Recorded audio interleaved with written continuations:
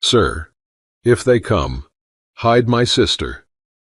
The millionaire cowboy refused and said, "No one can touch her."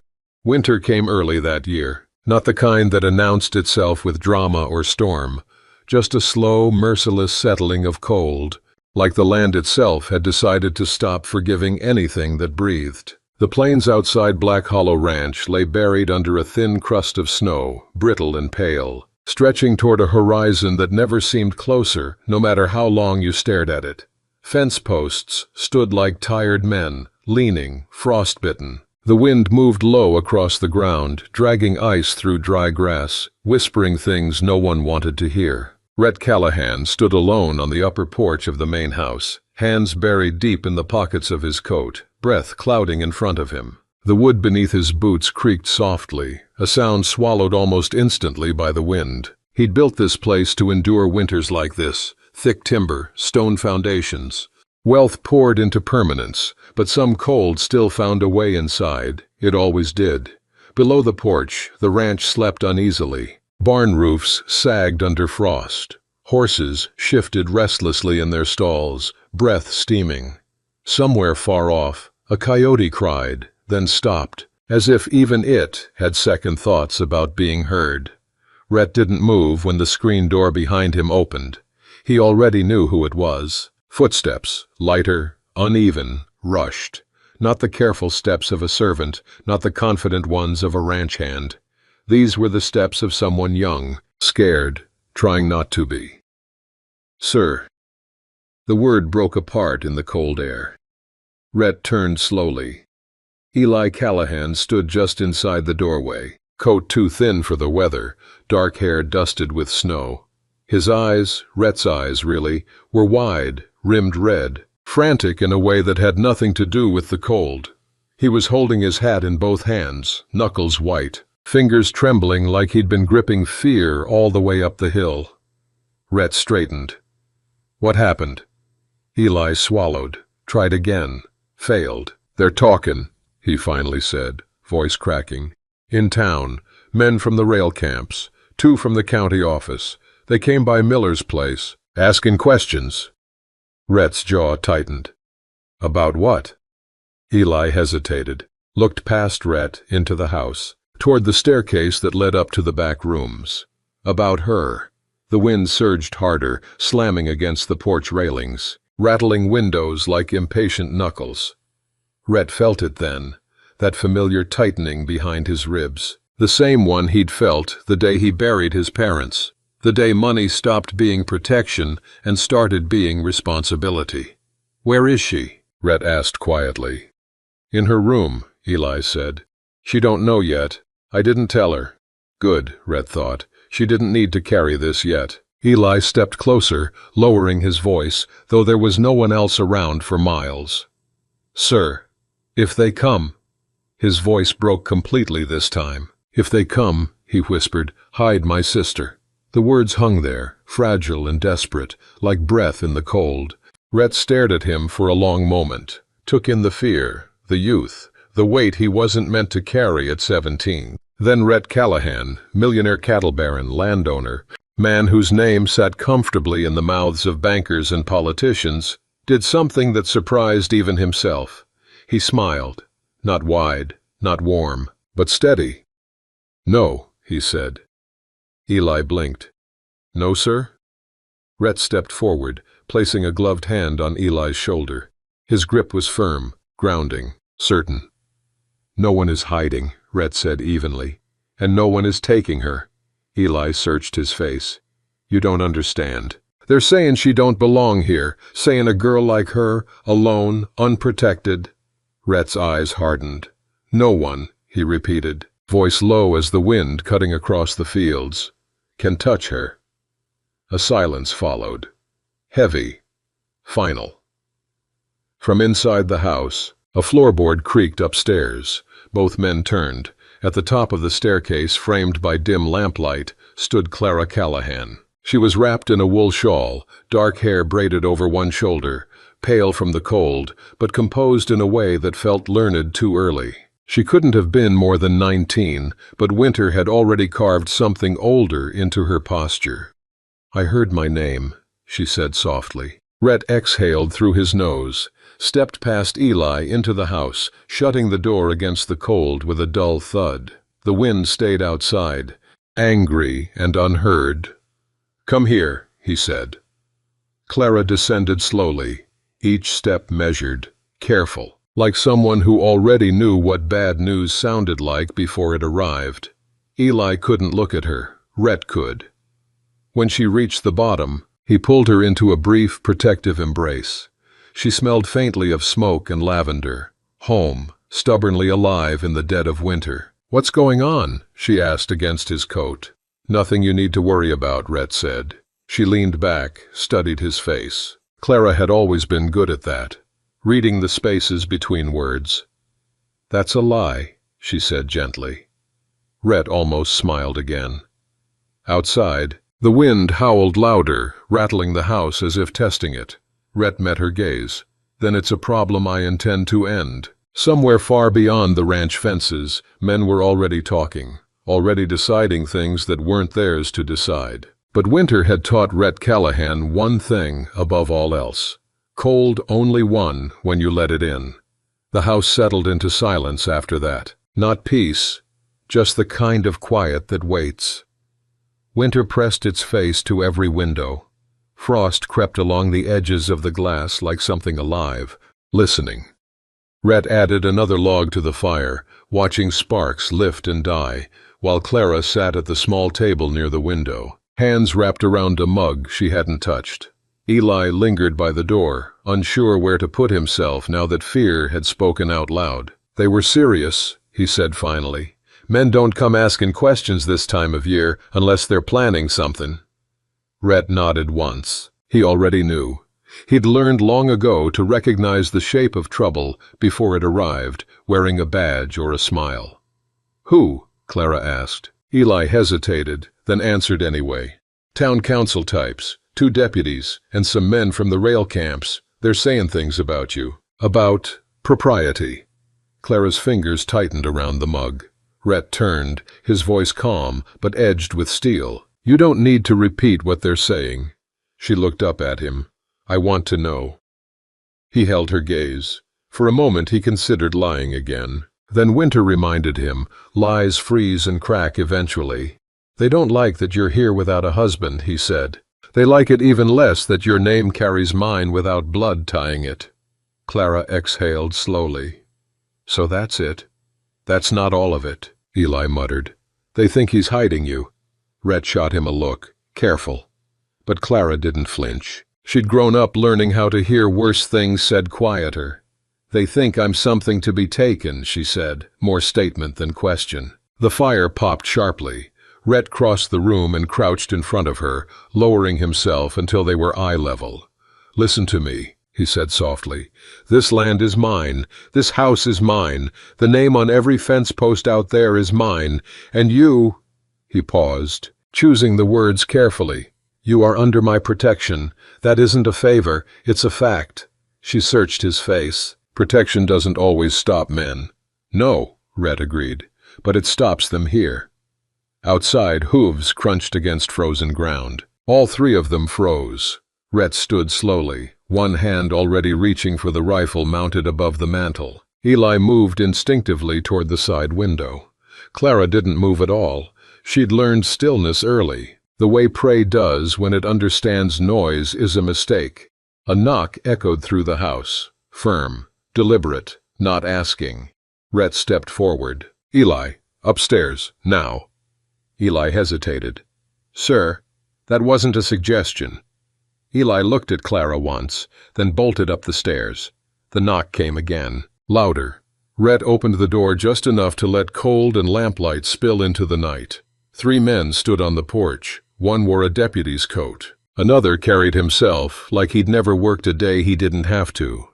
The third stayed slightly behind, eyes too curious, smile too thin. "Evening? Mr. Callahan," the deputy said. "Didn't mean to intrude so late." Rhett didn't open the door any wider. "That's exactly what you're doing." The man cleared his throat. "We've had reports, concerns really, about a young woman staying here."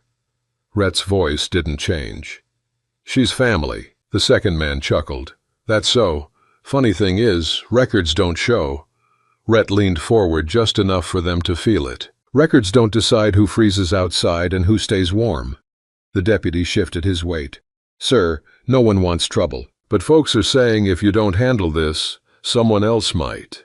The wind picked up again, sweeping across the porch, sharp and biting. Snowflakes skittered across the boards like nervous fingers. Rhett smiled then. It was the wrong kind. Let me be clear, he said. If anyone comes here looking for Clara Callahan without her consent, they won't leave the way they arrived. The third man scoffed. You threatening the law? I'm informing it. A long silence followed. Breath steamed. Somewhere behind Rhett, a floorboard creaked softly upstairs. The deputy finally nodded. We'll pass along your position. Do that. They turned and left, boots crunching back into the dark. Rhett shut the door slowly, locking it with a solid final click. Only then did he exhale. Clara stood where he'd left her, pale, steady. That's not over, she said. No, he replied. It's begun. She walked toward him, stopping a few feet away. You could send me somewhere else, somewhere quieter. Rhett's eyes sharpened. Is that what you want? She shook her head. No, but I don't want blood spilled because of me. Rhett considered her for a moment. Then he said, people spill blood for far less. Upstairs, Eli returned, pale and shaking. They gone? Yes. For good? Rhett met his eyes. Nothing's for good in winter. That night, the cold grew vicious. Wind clawed at the walls. The fire burned low and steady, the only thing holding back the dark. Clara lay awake in her room, listening to the house breathe. Somewhere below, Rhett kept watch, rifle across his knees, eyes on the windows. Outside, beyond the fences, men were still talking. Inside, a promise had been made. Snow fell that night, not thick, not merciful, just enough to quiet the land and sharpen every sound beneath it. By morning, the ranch looked unchanged at a distance. White dusted roofs, pale fields, smoke rising obediently from the chimney. But beneath it all, something had shifted. Winter had teeth now.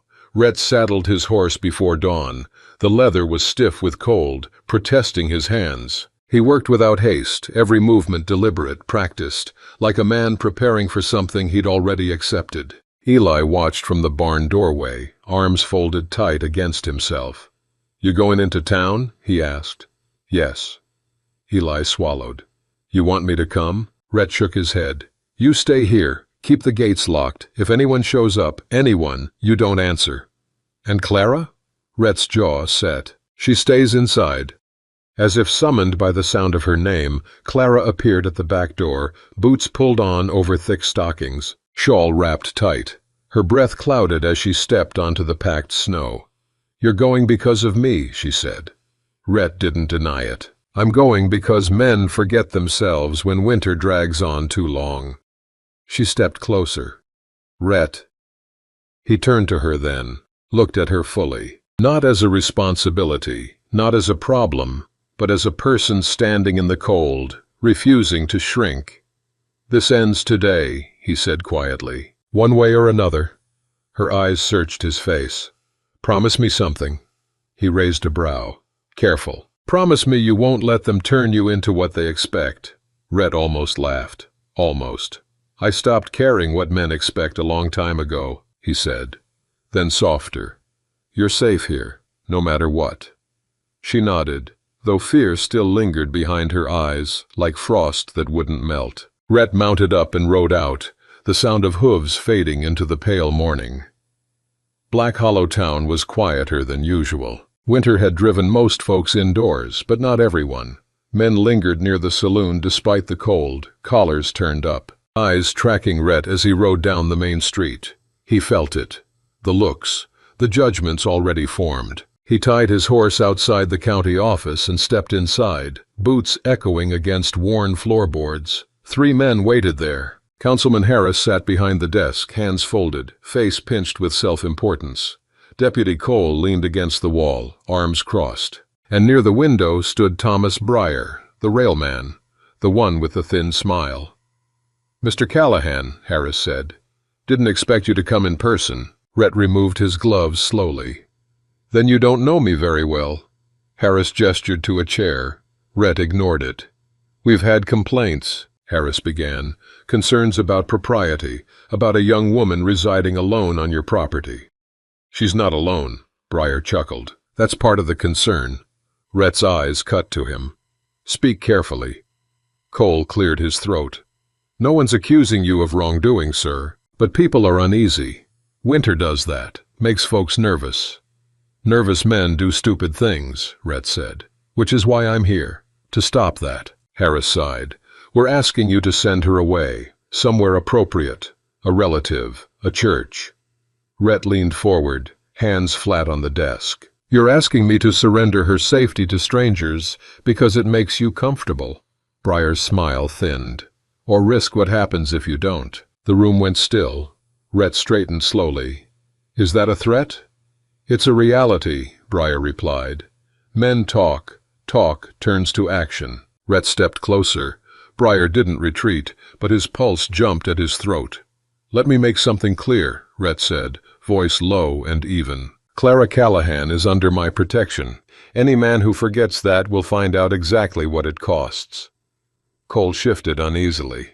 Harris swallowed. "This isn't a frontier anymore," Harris said weakly. "There are laws." "There are," Rhett agreed. "And I've followed them. Everyone. What you're proposing isn't law. It's fear dressed up as decency." Prairie scoffed. "You can't stand against everyone." Rhett met his gaze. "Watch me." He turned and walked out. By the time Rhett returned to the ranch, the sky had darkened again. Snow fell heavier now, softening the world into shapes and shadows. The gates were still closed. Good. As he dismounted, Eli ran out from the barn. "Sir, they came." Rhett's heart dropped. "Who?" "3 men. Not deputies. Town types. They didn't get past the gate." Rhett grabbed his rifle from the saddle. "Where's Clara?" "In the house. She didn't leave the window."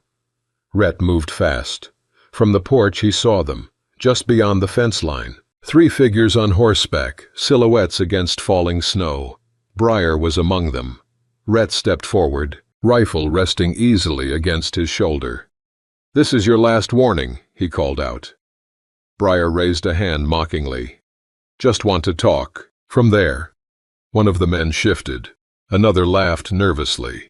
Prairie's voice carried across the snow. "You can't protect her forever, Callahan." Rhett didn't raise his voice. "Forever's not required." He fired, not at them, but into the frozen ground just in front of the fence. The crack split the air, sharp and final. The horses reared. One man swore. "Go," Rhett said. "Now." They didn't argue. As they disappeared into the snow, Rhett lowered the rifle, breath steady. Behind him, the door opened. Clara stood there, pale, resolute. "You didn't hide me," she said. Rhett turned to her. "I told you. No one touches you." Snow continued to fall, thick and quiet, covering tracks, softening threats.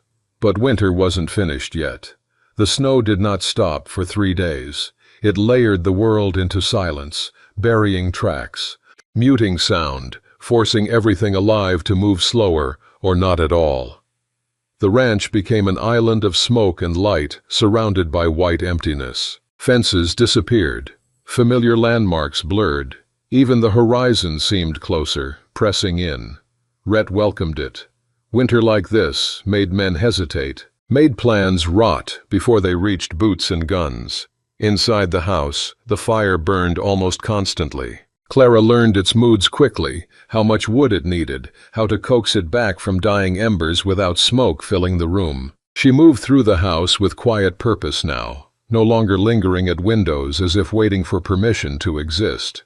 Eli noticed first. "She's not scared the same way," he said one night as they ate in near silence. Rhett glanced up from his plate. Clara sat across from them, braiding her hair, expression calm, eyes steady. "No," Rhett said. "She's decided."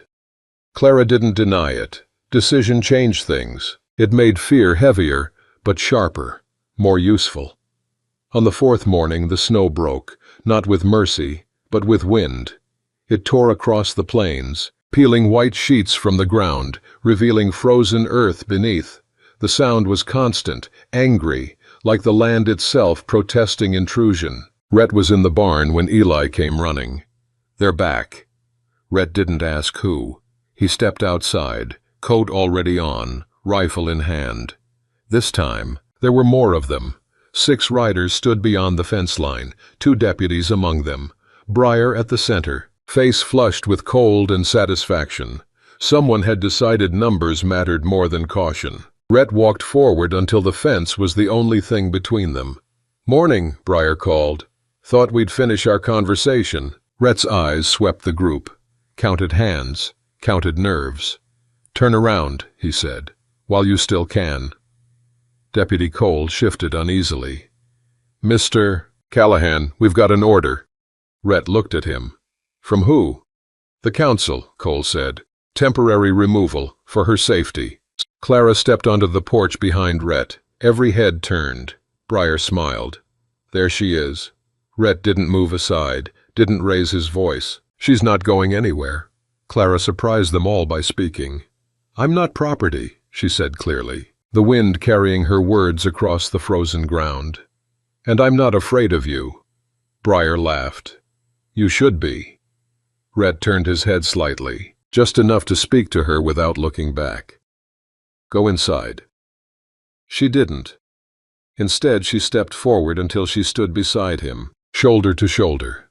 Eli appeared in the doorway, pale but determined, holding a shotgun with hands that shook only a little. Something shifted then, not in the men outside, but in the space between them and the ranch. Cole cleared his throat. "Miss, no one wants harm." "Then leave," Clara said.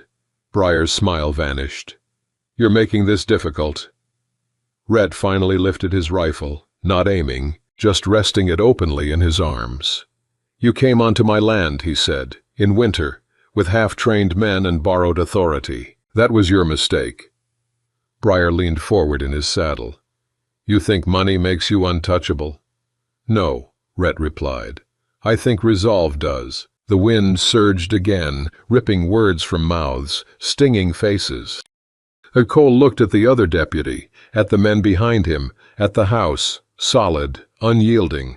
"This isn't worth blood," he muttered. Prairie snapped his head toward him. "You're backing down?" Cole met Rhett's eyes, saw something there, something final. "Yes," he said. Prairie swore. "Fine, but this isn't over." Rhett didn't answer. They turned and rode off, slower than before, as if aware now that the land itself had chosen sides. When they were gone, Clara exhaled a breath she'd been holding since before dawn. Her knees wobbled. Rhett caught her before she fell. Up close, he could feel her shaking, not from fear, but from the aftermath of standing still in its path. "You shouldn't have come out," he said quietly. She looked up at him. "You said no one could touch me." "I didn't mean stand in front of rifles." "I did." He studied her face. The resolve hadn't left. It had settled. "You understand what this costs?" he asked. She nodded. "I understand what it costs not to." That night the wind died again. The cold deepened. The ranch held its breath. Rhett sat alone at the table long after the others had gone to bed, staring at the flickering lamplight. Winter wasn't done. Men like Prairie never were. But something had changed. Clara was no longer something to be hidden. She was something to be defended, by choice, not obligation. And Rhett Callahan understood then that protection, once given freely, became a vow. One winter would test it. The next would try to break it. Winter broke the way it always did, without apology. Not suddenly, not cleanly. Just a slow loosening of its grip, like a fist opening one aching finger at a time. The nights stayed cold, sharp enough to bite through walls and bone, but the days softened. Snow retreated into gray patches. Ice cracked along the troughs. The wind lost some of its anger and began to sound tired instead.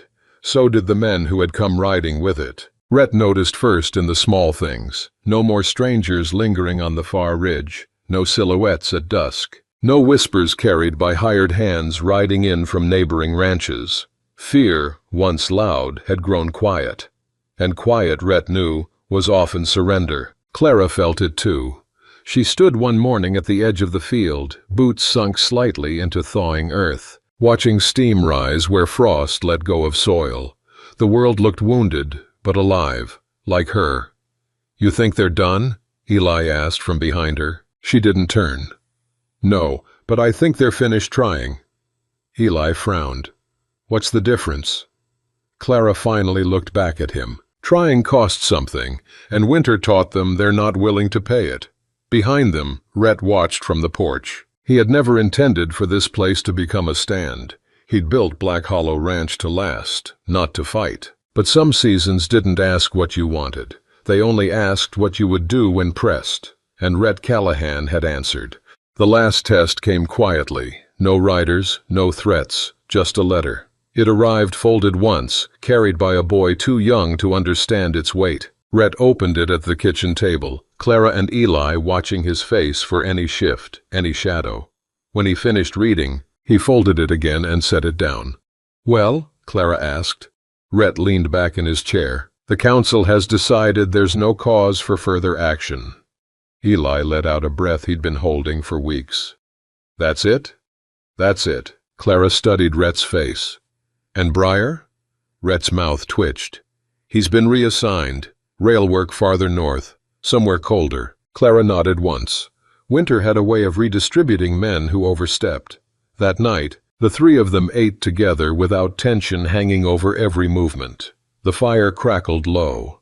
Outside, meltwater dripped steadily from the eaves, a slow, patient sound. Eli excused himself early, exhaustion finally claiming its due. Rhett and Clara remained at the table, lamplight softening the lines winter had etched into both of them. "You could have sent me away," Clara said quietly. "At any point." Rhett met her gaze. "I know." "You didn't." "No." She traced a finger along the edge of the table, gathering courage not for fear, but for truth. "Why?" Rhett was silent for a long moment. Not because he didn't know, because saying it made it real. "Because once," he said finally, "I let the world decide who was worth protecting." Clara didn't interrupt. "I won't do that again." Her throat tightened. She nodded, accepting the weight of what he hadn't said aloud. Spring arrived cautiously. Green pushed through brown. Calves were born. Fence repairs replaced rifle checks. The land exhaled, relieved. Clara began riding again, alone sometimes, confident now, the way someone moves when they know the ground won't give way beneath them.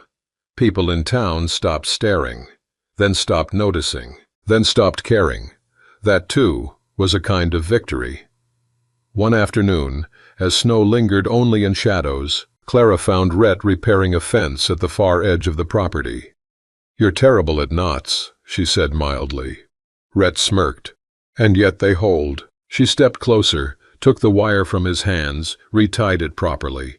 Holding isn't the same as lasting. He watched her fingers move, sure and practiced. "You always know when to say things like that?" She smiled faintly. "Only when they're true." They stood there for a while, the quiet no longer heavy, just shared. "You ever regret it?" she asked, "choosing this fight?" Rhett looked out over the land, over the fences still standing, over a winter that had tried and failed to take something from him. "No," he said. "I regret the times I didn't choose." Clara nodded. That answer satisfied her. That evening, as the sun dipped lower and the cold returned, not cruel now, just familiar, Clara stood on the porch beside Rhett. "You never hid me," she said. He shook his head. "Didn't need to. You stood between me and them." Rhett looked at her then, really looked. "No," he said softly. "I stood with you." She smiled at that. A small thing, a lasting thing. Winter would come again. It always did. But Black Hollow Ranch had learned something important that season. Cold could be endured. Fear could be faced. And when a man said, "No one can touch her," and meant it, even Winter listened.